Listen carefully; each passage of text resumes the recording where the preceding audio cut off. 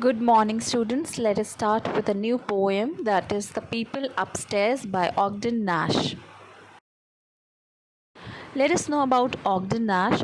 Frederick Ogden Nash was an American poet, well known for his light verse. Light verse means comedy verse, of which he wrote over 500 pieces. With his unconventional rhyming schemes, he used to use various rhyming schemes. He was declared the country's best known producer of humus poetry because he used to use rhyming schemes in such a way that his poems were a masterpiece, and so he was declared one of the best producer of comedy poetries. Okay, so let us now read more about his style. First we will deal with the poetic device.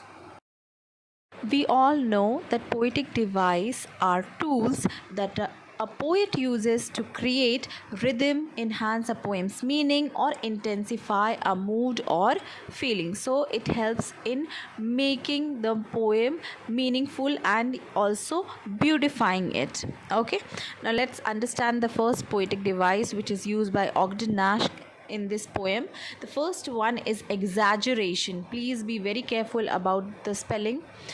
Exaggeration is the representation of something as more extreme or dramatic than it really is. Means whatever the situation, whatever is written, it is exaggerated. In Hindi we call it badha chadha ke. If simple thing has happened, the poet has tried to intensify it, increase it. Like for example, I caught a fish as big as my house. So nobody can catch a fish which is as big as a house. A single person can never catch it. If you want to catch a whale, because blue whale is the biggest fish, if you want to catch it, you need a team of people, a huge team of people to catch it. So here if somebody is saying I caught a fish as big as my house, that means he's exaggerating. In Hindi he is trying to say the thing badha chadha ke, right?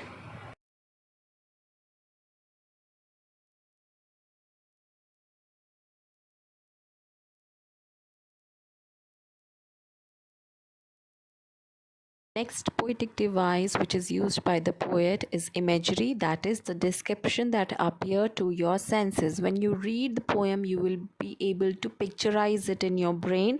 That is what the device is known as imagery. So for example, the sunlight filled the field with yellow rays. Here you can very easily imagine how the sunlight would have filled the field with the light. So it is a kind of imagery here. So when you picturize something in your brain, it is known as imagery.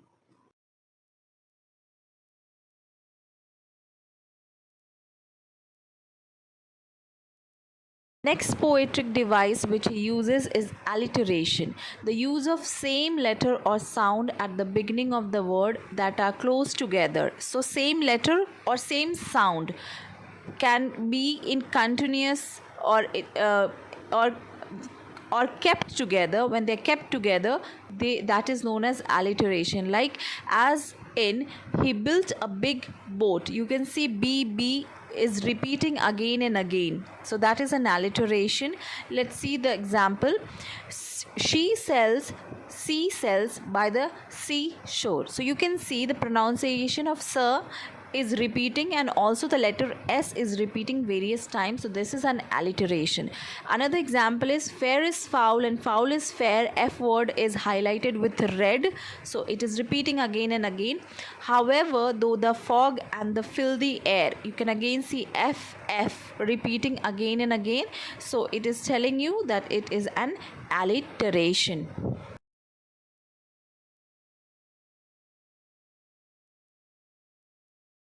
Anaphora. This technique consists of repeating a specific word or phrase at the beginning of a line or passage. So alliteration, the words used to repeat, but in anaphora only a word will repeat at the beginning of the any sentence. It will be present in the beginning and it will be repeated in every sentence in the beginning only. It will not repeat like in alliteration in every word. It will only be the same word again and again in the beginning of any line. The repetition of a word can intensify the overall meaning of the piece. Why is it used? Because it intensify, it make it more important, it make that line more and more important. Okay, now let us see some example. I am sick and tired of you letting me down. See, I am sick will be repeated again and again. I am sick and tired of you making me mad, and I am sick and tired of you doing such silly things. So you can see after every full stop, I am sick and tired is repeating again and again. So this which is repeating the same words are repeating again and again, there is no changes in the word, is known as anaphora. And alliteration is the repetition of same letter, not the words. Okay, next is figure of speech. Here I have given anaphora, the repetition of word or phrase at the beginning of clause. It happens also at the beginning of clause. For example, learning is everything, learning is magical, and learning is life. You can see learning is repeated again and again in after every full stop. So it is an anaphora.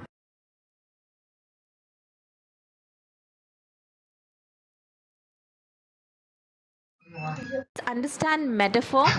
A metaphor is a figure of speech that describes an object or action in a way that isn't literally true but helps explain an idea or make a comparison. Here are the basics. A metaphor states that one thing is another thing. It equates those two things not because they actually are the same but for the sake of comparison or symbolism. So metaphor is a comparison between two things which can never be possible to compare, but they are compared. For example, the snow is a white blanket. Now snow is made up of water, right? It is you must have gone to hill station, you must have seen snows. Okay, white blanket, what is a blanket? Which you use when you feel cold, and if it is white in color then it's good, and blanket gives you warmth. But here snow is compared to a blanket. Can it be possible? They are two different things but they are compared together. So this is called metaphor. When two different things are compared together, which is impossible to do but they are compared, so it is known as metaphor. Now here you can see a picture to success. A key is shown and a success is shown, right? So there is a key to success. People say this every time. So there is no, literally there is no key which will open your lock. It's only a saying. Key and success are totally different things, right? But they are compared because it is nice to say, because in English we do so, and that kind of comparison is known as metaphor. Students, the rhyme scheme of the people upstairs is A A B B C C, because every second line is rhyming with the first, so it is, the rhyme scheme is A A B B C C. Okay. Now let us understand the poem. Let us understand it para-wise. The first para says, the people upstairs all practice ballet. Now ballet is a dance form. So the people upstairs means in a building somebody is living above the poet. Okay, above in a flat, or might be they have taken, they are the renters who have taken a new flat above it, or whoever they are living up the apartment where poet lives. They live above the poet. The people upstairs all practice ballet, and these people are not normal people.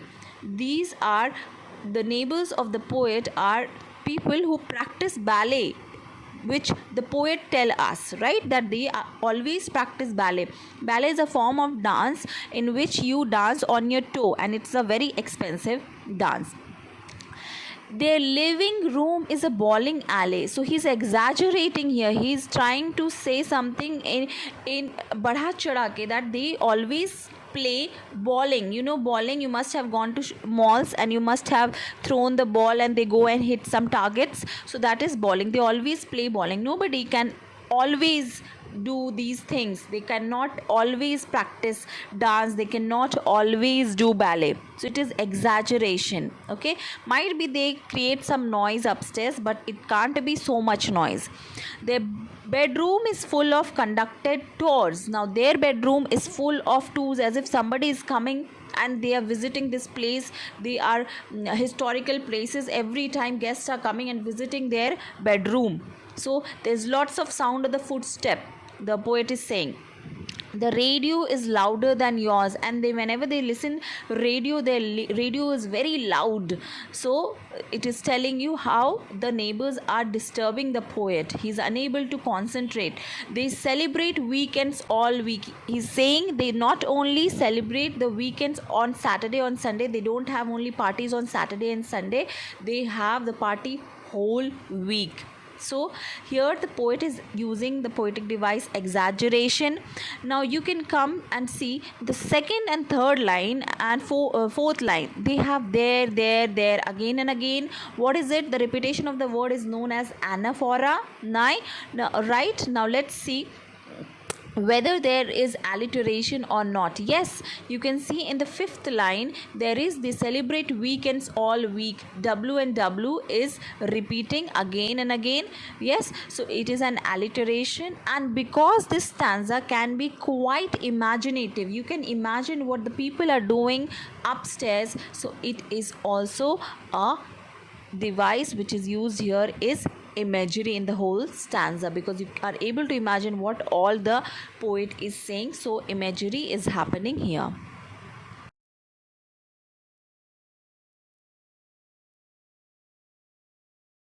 Now students, let us understand the second paragraph. The second paragraph says, when they take a shower, your ceiling leak. How can anybody bath so much that the ceiling of the next floor can start leaking?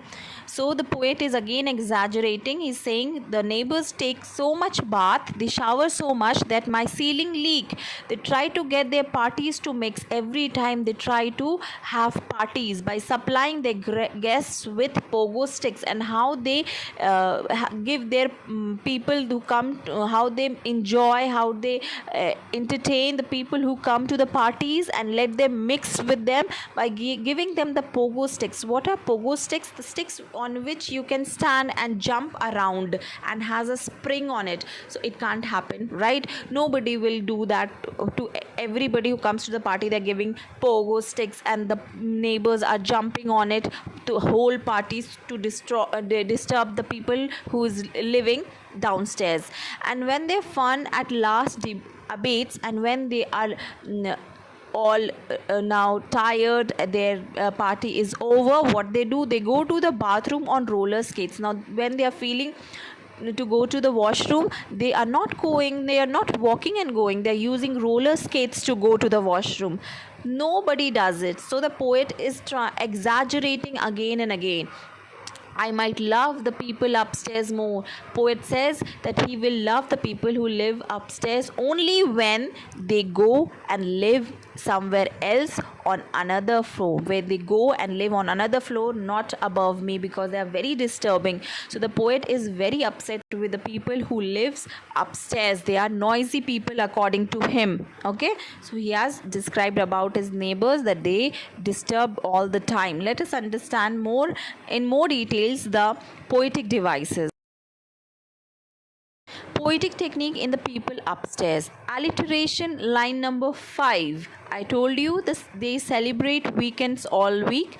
Line number 8 also has alliteration by supplying their guests with pogo sticks. So supplying an S sticks, it is an alliteration, S and S again. Let's move to anaphora. Line number 2, 3 and 4 has anaphora because the word there is repeated again and again. Metaphor, when they compare two things which cannot be compared with each other, then it is an anaphora. Sorry, it is a metaphor. So their living room is a bowling alley. They compared the living room.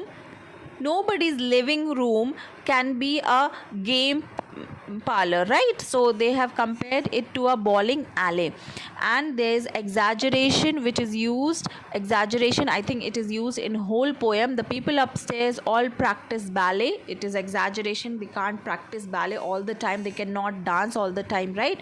By supplying their guests with pogo sticks. Even nobody gives their guests sticks all the time to do in the to jump in the party around. So this is also exaggeration, and the whole poem is an imagery because you can see it in your mind when you read it. So it's a very beautiful poem which you can see, read and have laugh over it. It's a humorous poem, right? Now let's understand the summary. The People Upstairs is by Ogden Nash is a short nonsense poem that describes one speaker's experience with his upstairs neighbor. So this is the poem describes the poet's experience with the neighbors, which was not good. This speaker is frustrated with his noisy neighbor. He is very frustrated. He feels very irritated with the noisy neighbor. And throughout the 12 lines of the poem, there are 12 lines in this poem, he describes that it sounds like from his floor, what it sounds, how disturbing these neighbors. All the 12 line he is always telling about the neighbors, how they are disturbing and how noisy they are. He imagines them jumping on pogo sticks. So he imagines them to be jumping all the time on pogo sticks, making use of bowling alley, and they are all the time bowling and something rolling around on the floor and practicing ballet. So this was the poem. So we will meet in the next video. Thank you.